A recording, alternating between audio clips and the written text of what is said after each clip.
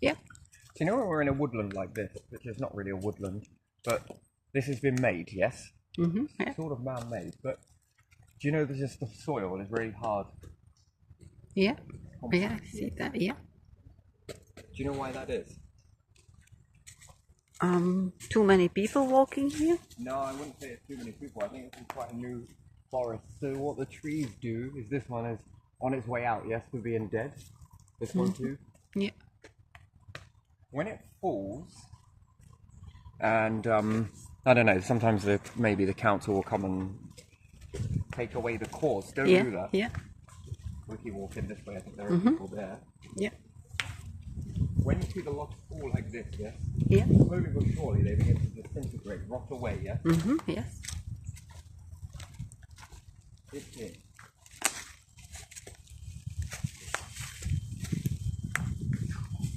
Some strength in there. But when it begins to rot down, Yeah. over time, when they all fall and these all drop, new ones spruce up again afterwards, yeah? It makes the soil softer. The ground's more softer. Yeah.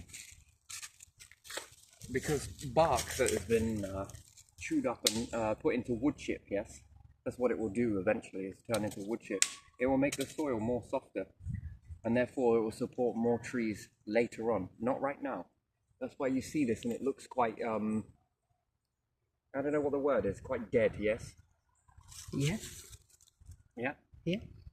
Here, we got some more here. But the more this goes, so you saw that willow tree that had fallen back in the woods, and then I was taking out some of that already crumbled down, you could say wood chip. Well, bark is incredible. Actually, this stuff poses a greater good when it dies, to be honest, and it falls in the tree, fall in the forest naturally. Actually, to speed the process up is to come and grind all of this up and make it into wood chip and leave it everywhere. That's much more better because it's highly absorbent. When it rains, the forest will soak this up. And as it does so, obviously it creates a damp barrier there. And then when it gets hotter, the foliage protects this dampness and it actually holds more moisture than what would happen if it was open canopy, if you get what I mean. So if you take this stuff and go put it all over your gardens and whatever else, it looks nice for a season, but then it dries out. It doesn't have the same effect as what you're after, and that's because you need a seasonal tree there, if you like, that when the hotter weather comes, it opens the canopy. And what it's doing it's really weird how specifically built these are. It's protecting the moisture. Yes. And it's controlling the evaporation process. So in here it physically feels cold. Out there it's a lot more hotter, so there's always a nice breeze in the woods. You always keep quite cool. But even in the tree's death, how selfless it is that it goes on to prune the way for other trees, let's say. So it appears that it's quite rotten. There's a lot here that's falling, but it's a healthy woodland. You know how I know that? The lack of ivy. Yeah. True. No ivy. And then this is on its way out, but this will fall. You got quite a lot that already have. This one here. Yeah.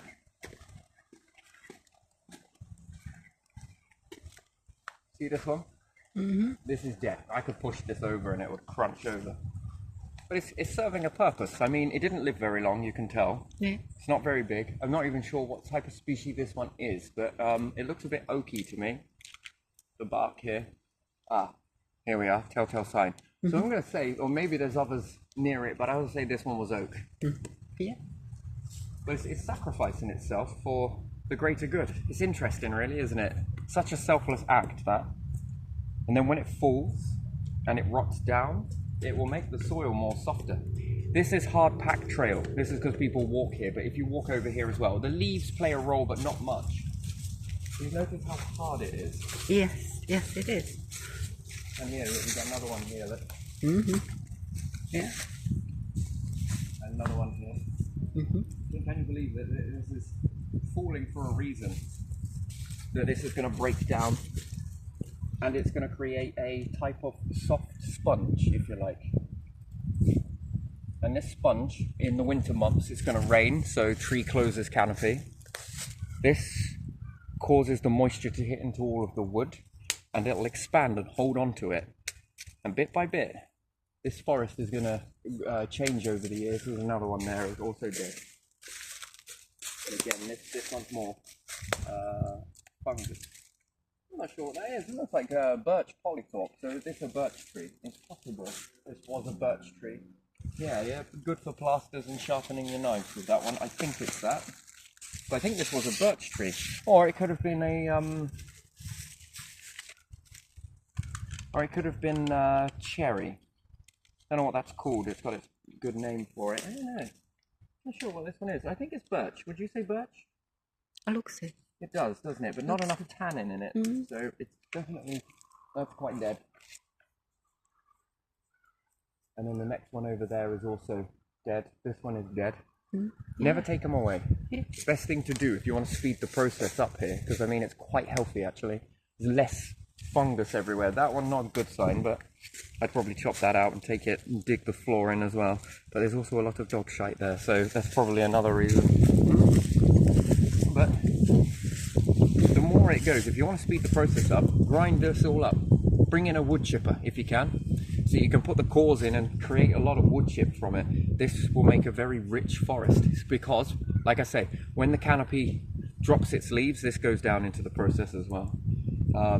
These will fall, and if they're all wood chips everywhere, this makes the soil softer. Good forests will always have soft soil, not hard. You will be able to dig it just by moving your foot across it. I mean, it's not bad, but it's really compact. Then the more you have this happening and the canopy goes down and it rains across the winter, this is putting a lot of moisture in these areas. This is where you want the moisture in the summer. And then the canopy opens and protects the moisture that it's held onto through the winter. Very interesting. So these are, although they look like they're dying, which they are, they're on a purpose. Then give it 50 years of this process, because they'll live for a little bit, get a little bit of life, get a little bit of that, then fall down. The greater good. 50 years to 100, this will be quite a very thick trees will grow here eventually. Not right now though. It's too hard. The ground's too hard. So if you want to start a forest and you want to get a good forest going, you need to put wood chip down first. Then you plant and you need lots of it. I'm going to say probably about 1 meter's worth will do it. 1 meter's worth of wood chip, maybe 2. And you'll get some pretty thick tree cores come out of that. And then man-made forests will become more healthier than naturally forming. You just got to understand that sort of science to it. So it's lovely here. I'm not going to lie, although it's... You see this one has also come down as well. Look, you can see in there. Look at that, new life. Yeah. But this has been cut. I just can't see the chips that have come from it. So that has been cut down. If you want to cut it down for safety and everything else, but grind it up into wood chip. You've got to get it at the right sort of time of the year, just at the end of winter. So as you start to move into spring, grind all of this stuff down, make loads of wood chip and let it expand down. And just catch some of that rain as you start moving into summer. And then anything that grows in its place will take over and protect the moisture. And then less is leaked out into the environment, more is held here. Yeah. It's a great thing. Good process. That's why you see it. This one is ash, I think. Yeah. Ash. So you probably see this process at the edge of forests. Yeah. Where there's a lot of death at the edge of the forest. They're sacrificing themselves. As you can see, stump, stump, stump, stump, stump, stump, stump. There's an awful lot of stumps. Yeah, there is. Yeah. Can you see it all through there? A lot of death, but also a lot of rejuvenation as well. Very healthy.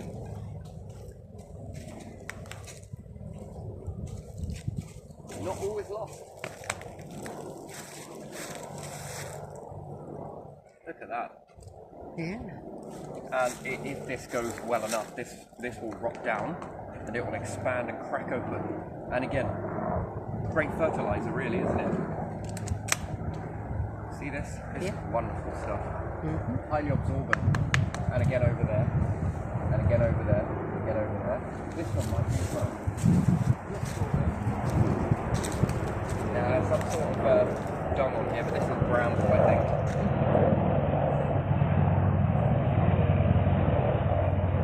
Yeah, something here. It's very hard. All the forests I've walked through have been very soft, and they're usually the most healthiest ones. So yeah, wood chip it. See there again, a stump. It becomes more of a hazard, that. Yeah, you trip over. You'll trip. Yeah, that one in the... That one's almost ready to come, actually. That one would be easier to get up. I mean, digging up stumps is a mission. It's best to bury them. Another one here. Another one here. Oh, that's unfortunate. Oh, what type of bird is that? Incredible beak on that. Look at that. And beautiful red. That looks like jay. Is it jay? Not sure. I don't know. Incredible feathers. Or did someone lose a bird and... I've seen this one about quite a bit, to be honest. There's usually a few of these bouncing around there. What do you reckon happened? It flew into a tree? Maybe. What does it have a round head? Red. Red feathers. Oh, I see. Poor thing. It's a hell of a beak. Something in the mouth there, though. So it's holding something, so it's probably off to go and build a nest, maybe. And probably got caught in the stream of the breeze in the forest increased and... Pity. Wow, that's impressive. Oh, shame. Oh man, so much dog shite in here. That won't do good because I think it attracts fungus. This one's, is it ash? I think it is, yeah. Is it? Incredible. Yeah, ash is always a bit like this, isn't it? Scrambly, usually on the edges. But crows like this. And again, look through here as well. The more it breaks down, the more softer it will become if you don't take the cores away with you.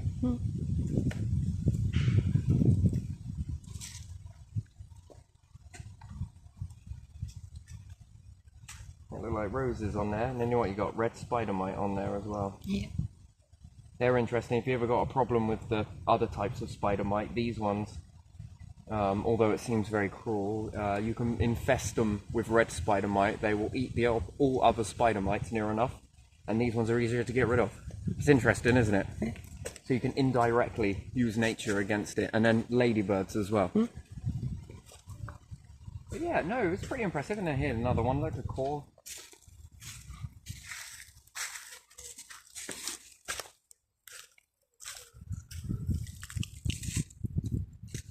Look at that. From a stump, that is impressive. That one's all but gone. But you have some more light, I guess. It's alright, it's above the saddle, so it won't cause infection or fungus attack. Yeah, nice. Nice. Is that another one there as well, look? Yeah, there is. That one's ready to go, I think. I think it's rotting down there.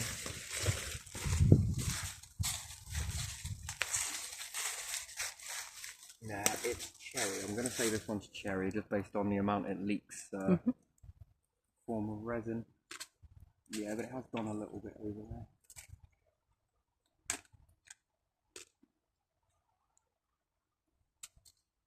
Very good moss.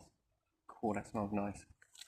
I got some of this at home. I'm actually growing some of this because, you know, again, this stuff is really good.